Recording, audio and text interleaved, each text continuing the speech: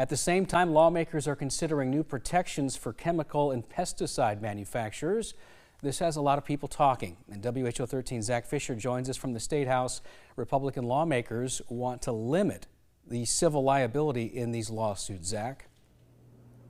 That's right, Elias. It certainly does have people talking, passionate debate today on the floor of the Senate with leaders from each party getting involved there as the parties weighed protecting domestic companies for massive settlements and lawsuits that Republicans have said been increasing the prices of certain pesticide products, and Democrats argue that this will block farmers from being able to sue a company for illnesses potentially gotten from these chemical products. Now, this legislation is specifically focused on the labeling of pesticide products.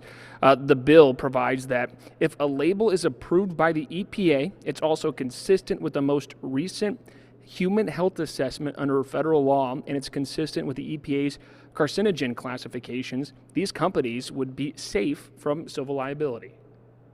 What it does is prevents a company, any company who manufactures these agricultural chemicals, it prevents them from being sued for following the law.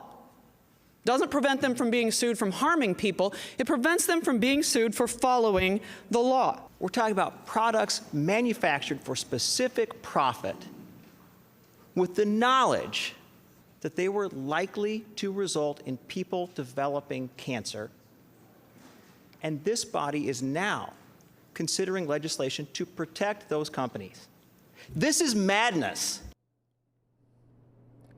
Now, there was debate back and forth about specifically cancer, a lot of talk about cancer today on the floor, and if these products do cause it. There's different health organizations across the country and the world, too, that have different opinions about it. So those were just being cited back and forth. The bill does not give these protections to companies from China.